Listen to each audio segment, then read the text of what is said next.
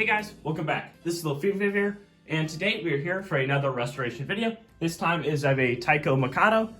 This one does not seem to be running in any sort of manner, but let's just test it out on the track anyway. Turning up and forwards. There's a humming sound, but there is no movement from the locomotive in any sort of way. Wheels do seem to be bind up pretty hard. So forwards and backwards, there's no movement in it. So now, let's take this down over to the workbench. All right, now we have the locomotive down on the workbench here. Like I stated earlier, the locomotive does seem to be picking up power, but the motor and the wheels are not moving. So first things I'm gonna do is disconnect the tender from the locomotive. This will just make it easier to work on since I don't have to deal with the tender flopping around.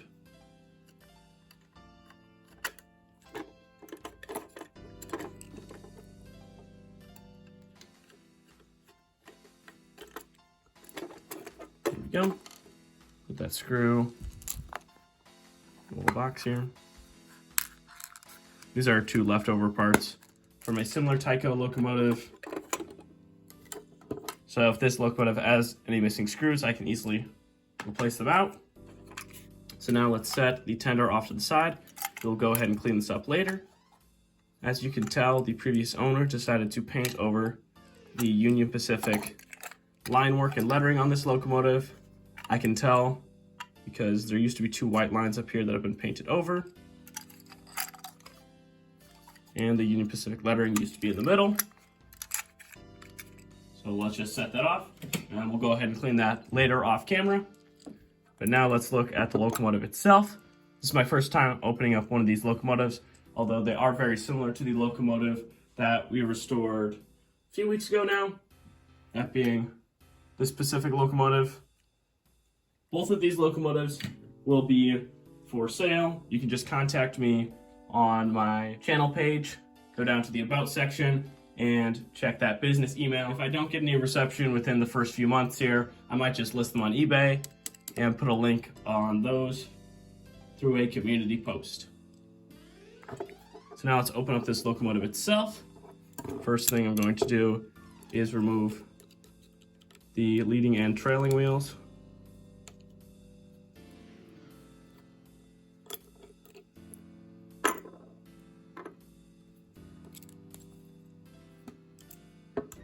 I have been looking into getting a foam cushion to set these locomotives in. Might make one just myself. This locomotive is also missing a rear screw back here. I'll have to find a replacement for that. It's very similar to the other Pacific locomotive that I restored. Both of them are just missing that. There's also no screw up front in this hole. The only places I remove screws are here and here, and there are two openings here and where my thumb is. So now I just want to get the body detached. Take off this one back screw, which seems to be the only screw holding the body actually on. See if I'm right. I seem to be. The front pilot looks like it's still attached somewhere, so I'll go and take a look at that. What I'm going to do now is pull out both these handrails, since I believe there's a screw inside of here that's pointing the wrong way. Now you can see actually our motor a little bit. Oh, that's what I forgot. There's a screw in the chimney. One of my other locomotives like this does not actually have a screw in the chimney, so I forgot about that. There we go. Body is off and clean, or not clean. We're gonna go ahead and clean it off camera. Set that down carefully. Ah, there it is. Get close up. There's a screw inside of there connecting the pilot to the rest of the locomotive. On my other locomotives, it's been facing the other direction, so it's been easier to use. But here it looks like it's designed to fit in that way. So I'll just go ahead and leave it. Now we have the engine all opened up. So now let's try to see what's wrong with the motor itself. Oof. Just spinning with my hand here and it's awfully tight. Made a few revolutions that were kind of loose, but now it's spinning, but now it's not. First thing I'm going to do is try to clean up these wheels anyway. It'll be a little hard to do since the motor is pretty tight, but the strategy I mainly use for most of my locomotives is taking a Pico track brite and scrubbing down on the wheels. When they're flat, they're really easy to hit. Just flat, but you can see the indent that I've made from scrubbing the wheels this way. I'll do that, rotate the motor and the wheel set, scrub them some more. So I'll go ahead and do that off camera. While I did some investigating about why these wheels were so tight, since I had a hard time turning them, I took off this bottom plate here. Just has 3 screws in it, and the long one connects to the motor itself. But the issue here is that axle is rusted to the frame. You can see how this one can easily pop in and out.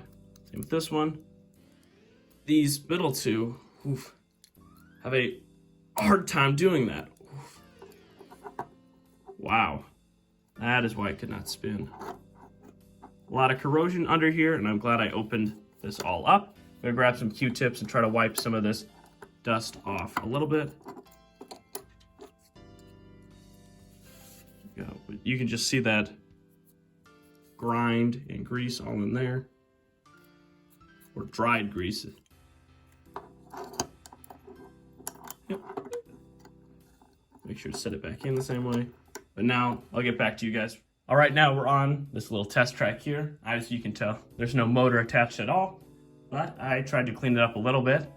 And one of the first ways I broke up the gunk is by spinning the axles. Actually broke them up a fair bit, but I will try to scrub some more of that gunk out. But now I can at least spin them partially with my hand. They seem to work better on this track when I was running them. Yeah, that is weird. They seem to spin better on this strip.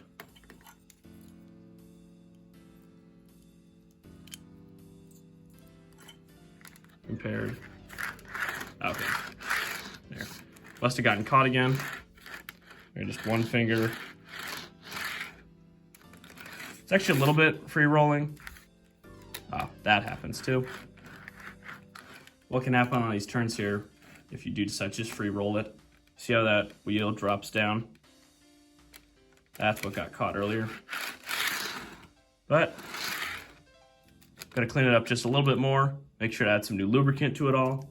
But I think we actually cleaned up these axles quite a bit. And you can see how shiny the wheels are now. Good news now, the locomotive can now freely spin. I put the bottom plate back on and all these screws back on. I have not added any extra lubricant yet. Now what I want to do is take a look at the commutator. To do that, I'm just going to remove the brushes here. Yep. Just one of them. I'm going to see how it works this time. I haven't tried just removing one before, but it should have a pretty similar effect. This is my trusty tool for cleaning commutators. It's just an eraser. The nice thing about its large corners is that you can stick it in to the commutator and clean it off while spinning it in your other hand. So I'll go ahead and do this a little bit off camera. What I am going to do next is clean out the gaps in the commutator with a toothpick. These can help stop premature wear on the brushes, as well as short circuits between the commutator's plates.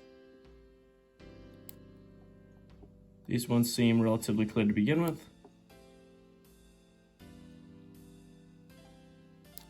Yep. Now let's get to lubricating this locomotive. The main drive gear, I'm going to lubricate with some lithium grease. You can find this at a hardware store near you, at least that's where I found mine. Just going to apply it via a toothpick.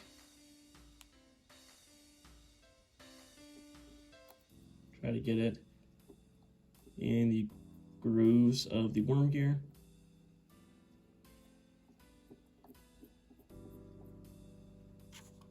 Clean up a little bit of the excess too. The nice thing about a white grease like this is you can tell when it gets dirty.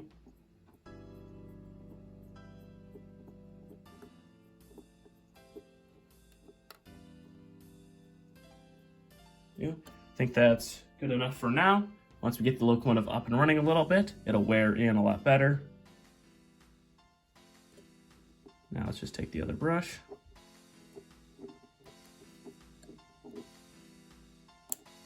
There we go. Wow. First try. Now let's go ahead and test this locomotive before we put the body back on it. Now we don't have any tender connection yet, so I'm just going to take the wire, set it on the track here. Should be set off and forwards. Try reverse. There we go. Once we have the tender on, you'll see it's a stable connection. But for now, with the little handheld setup, we can tell that the motor is running and that the wheels spin along with it. So now let's wait for the body to get cleaned up, and then we'll refit the parts back onto this locomotive. To put the body back on, I'm gonna first try and thread these handrails in. Make sure I have the wire coming straight out the back, out of the cab. The screw is already in the chimney.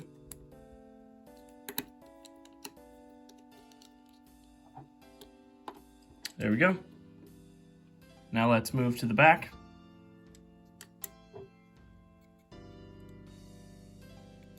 I got the back screw in. It just took a little bit of wiggling to line up the holes properly. I could not find a replacement screw or a secondary screw for the back here. So the back will only have one screw there. Going to loosen up the drawbar a little bit. It's a little too tight. There we go. Now we are going to put back on both sets of wheels.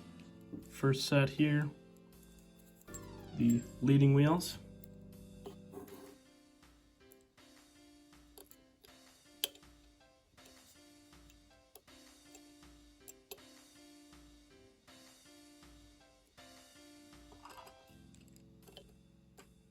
This set is a lot simpler than the other.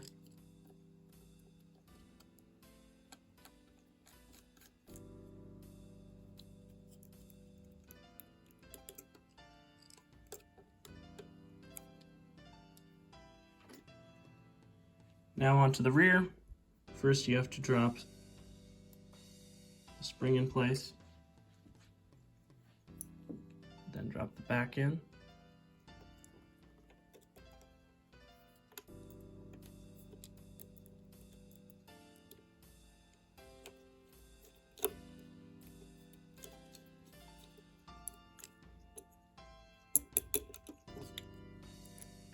There you go. You can see the spring is inside of there.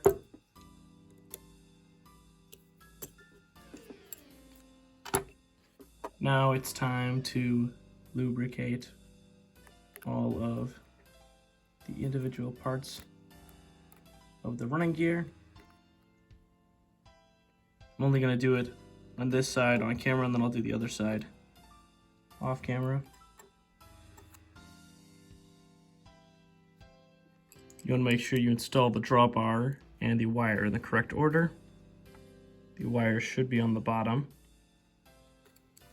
and that should be the only way that all of this reconnects.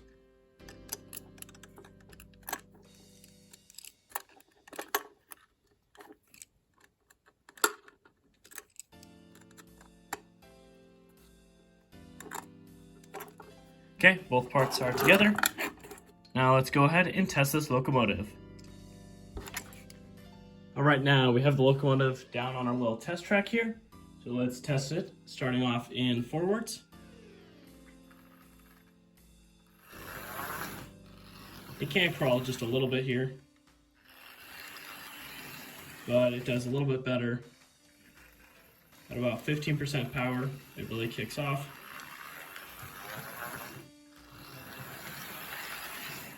It's nice and quiet compared to a lot of my other Tyco locomotives. This one should be fairly powerful with its all die-cast body up in here. But considering this locomotive could not run at all when we started this restoration, I'm very glad with this outcome here. And it doesn't seem to have any issues picking up power. I've done a few test laps around the track here to test how well it's done over quite a few of the switches. And it's done well over those, even at some of the slower speeds. All right, now I'd like to thank you guys so much for watching, making it towards the end of this video.